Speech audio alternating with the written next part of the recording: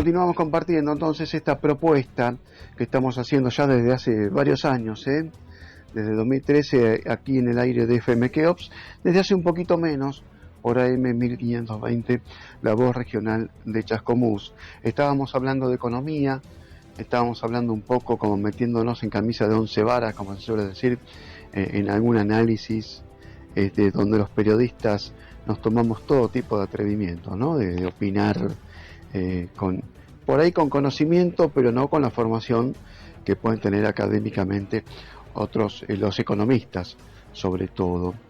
Bueno, siempre se habla de inflación y se habla de las causas de la inflación. Se dice que la inflación es un incremento generalizado de precios, no es el focalizado. Muchas veces decimos, bueno, aumentó la indumentaria, aumentó la carne, aumentaron frutas y verduras, por dar ejemplos. Si se da solamente eso y el resto no sube, no hay inflación. Ahora, si hay un incremento generalizado, sí lo hay, ¿no? ¿Y qué hay sobre las causas respecto de la emisión monetaria? Pues muchos economistas que escuchamos en algunos medios tienen sus razones para decir que el incremento de la emisión monetaria, esto es decir, impresión de billetes de papel moneda, genera de por sí inflación.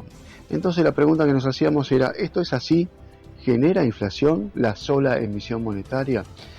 Y como hay distintos lugares desde donde abordar esta problemática, y ya hemos escuchado a economistas que hablaban de lo problemático de la causa directa hacia la inflación, desde lo que es la mayor impresión, la mayor emisión de billetes, fuimos a alguien que lo abordara desde otra perspectiva, desde otro enfoque.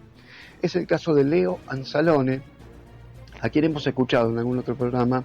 Leo Anzalone es economista, es el titular de la consultora CEPEC, Centro de Estudios Políticos y Económicos, y esto le decía a este programa respecto de la emisión. Bueno, en primer lugar, descartar de plano la posibilidad de una hiperinflación.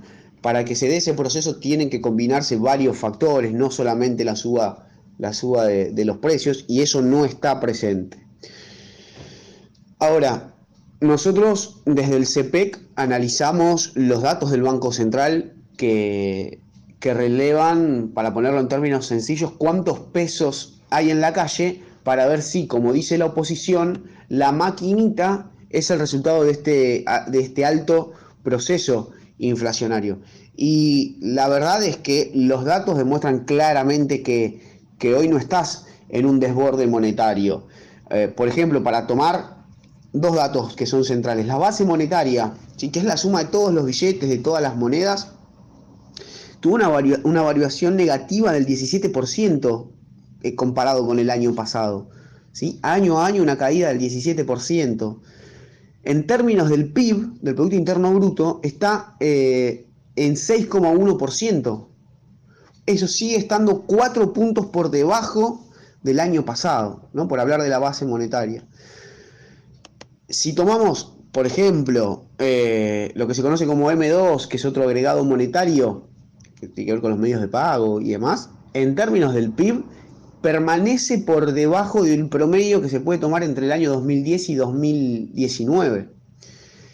Digo, no se explica esta inflación por, como decía la oposición, por la utilización de la maquinita. Por supuesto que si uno comete locuras a la hora de financiar el tesoro a través del Banco Central y le da a la maquinita impresionantemente, eso genera algún tipo de presión. Ahí la discusión es cuánta inflación genera y después de cuánto tiempo. Pero hoy esta inflación no tiene nada que ver con la utilización de la maquinita. Entonces uno empieza a explicarla, estos aumentos de precio, básicamente por los sectores oligopólicos, como lo vimos con los alimentos, como lo vimos con los medicamentos, como lo estamos volviendo a ver con la carne. Entonces, como para resumir, digo, esta premisa opositora de decir que hay que dejar de ayudar a la gente y no usar la maquinita, no existe. Hoy vos no tenés un desborde monetario, muy por el contrario, la cautela del Banco Central es muy, muy grande y la inflación hay que buscar otros parámetros